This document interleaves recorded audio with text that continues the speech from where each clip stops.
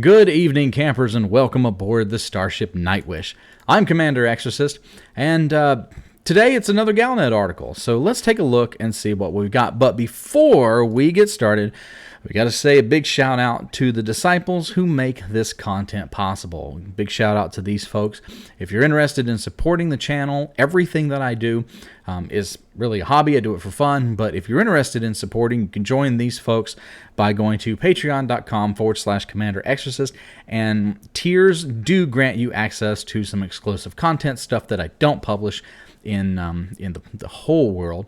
So if you're interested in that, give it a look. See. And so today I'm going to take a look at a new Galnet article that came out a couple of days ago. And so for some context, Professor Palin recently announced that the Stargoids, as Galnet is actually referring to them now, are coming this way. They're coming for Earth. They're coming toward the core systems. We already knew that. And I talked in previous videos about how for some reason it seems like the bureaucracies tend to struggle to catch up a little bit. But with that announcement, there's some panic. And so we'll start with the announcement that the rogue signal sources heading towards the core systems are Stargoid in origin has caused unease with the general public. Now, I have to say that after I published my last video, it was brought to my attention, and I apologize. I didn't think of this. There is the possibility these are not Stargoids. Now, is that really plausible? I mean, yeah, it's possible. Not likely, but there is that small possibility that this could be the Guardians coming.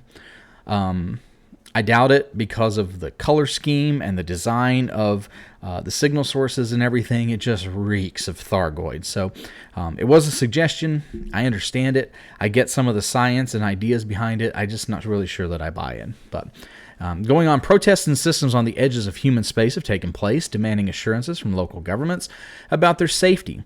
The failure to establish a collective human fleet to counter Stargoid incursions has left many concerned about what the future may hold, and they should be concerned. They should be concerned that a cohesive plan has not been developed, and it's really frustrating to see this happen because the amount of firepower that the human systems have collectively is enough to overwhelm the Stargoid threat. I mean, you got guys out there that are soloing basilisks in Sidewinders. We've got the capability, but for some reason we just can't get our stuff together and do a unified response. Casey Kilpatrick provided this report from Castellan Station in Lave. Colleagues across multiple systems have confirmed that the impending arrival of the rogue signal sources, termed Stargoids, that's the first time we've heard that one in official media terms, by some in network media has led to shared sense of anxiety. ICE networks are seeing high interest in topics related to the Stargoids.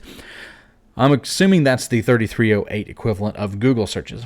So there's a rising sense of Google searches for Stargoids, with negative sentiment aimed at politicians and military figures seen as responsible for the Proteus wave event, which perhaps attracted the anomalies. Yeah, we're pretty sure that's what happened. This is an answer. That's what's one of the things with the signal is that the roar that came from deep space seems to be more of a response to the Stargoids. Witnesses report families transporting all they own to ships bound for the opposite side of the bubble. People are moving away from the potential combat zone. There's some people that are probably moving out there to get ready to fight, I'm sure. Palin's opinion that humanity may not be ready for what happens next has been criticized as needlessly alarming. While Palin is a brilliant scientist, his communication skills have been called less than ideal in recent days. Yet his supporters, particularly among academics, have argued that it would be cowardly to hide the truth. If humanity is truly in danger, the statement at least could prompt a fresh allocation of resources to military organizations while also giving independents time to prepare. This is a difficult position that most civilizations find themselves in when they're faced with something like this. Is you've got, it's very, very difficult to find the balance between, the world is coming to an end, we're all going to die, versus our military is ready, we're going to take them down, they don't stand a chance.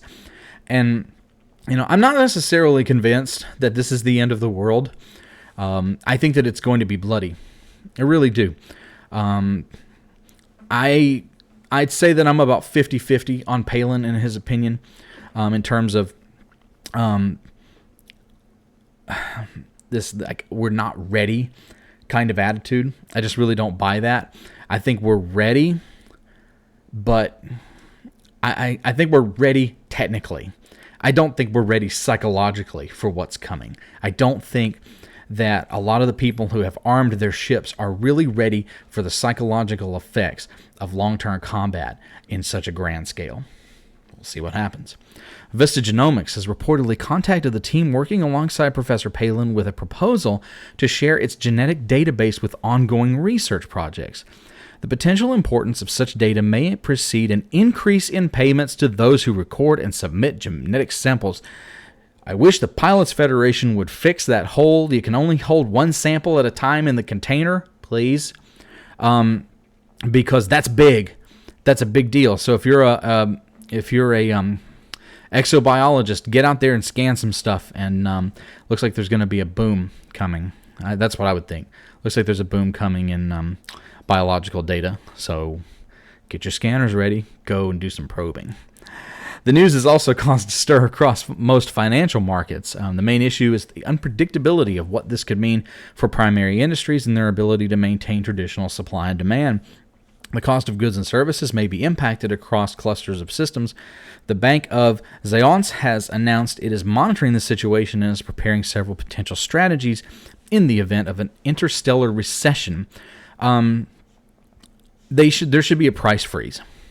I think the Pilots Federation should do a price freeze, at least for I don't know, if we've determined that whatever these are going to be here in a certain number of days. When we get to within a week of that, there really should be some kind of a price freeze, or at least a pause on the market, because it really, this is a really unpredictable situation, and the markets can make or break a civilization when it comes to a war effort. I look for I wouldn't be surprised. I would not be surprised if basic elements, iron, nickel, copper, gold, some of the basic stuff, along with the meta-alloys, if those become high-priced commodities. Because some of the basic stuff that we use to build weapon systems and to build defensive systems, those are going to be needed so much more than engineering an FSD or some kind of modification to our power core.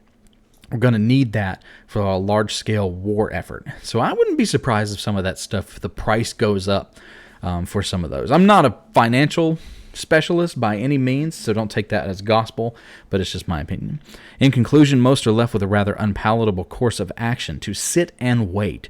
No superpower has announced a means to prevent the Stargoid anomalies from reaching us. Palin's announcement was hypothesized on what the signals may be, but could not confirm what they will do. It appears that we'll all find out together, for better or worse. Wow, that's a really interesting article. I like how it ends too. We're all going to find out. We're all going to find out. And we don't know, but at this point we have to assume that if we were engaged in a hostile action against the Stargoids that are in the system now, and then they reach out to Mama Bear, who sends a god-awful scream through the depths of outer space, I would venture to say they're not coming to shake our hands. And so I hope that the bubble gets its stuff together. It's time for us as a civilization to take up arms together. All of the superpowers, we need a plan.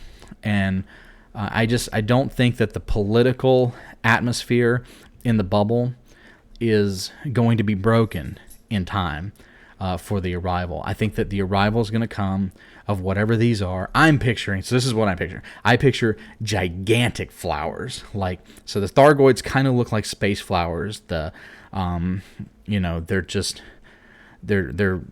space flowers, basically. Deadly dandelions, that kind of stuff. And but what if the motherships are like a tree, or like a big flower, or like some kind of like a cerebral cortex kind of thing, where tentacles and all this stuff? I mean, it could be pretty much horrifying. There's all kinds of stuff that could come. We don't know where these things come from, And I mean, some of these things are already big. The basilisks and the hydras and stuff, those are big already, comparatively. The Nightwish has flown by a couple of these things, and they're massive. And so, I mean, how much bigger can they get? Oh, okay. I've been rambling enough. I don't want to go too long on these. I want to try to keep these at a maximum of 10 minutes. Yeah, so it's going to be fun looking at the future, and it doesn't look too bright. Who knows what will happen, though. Take care, fly safe out there, Commanders, and I'll see you soon.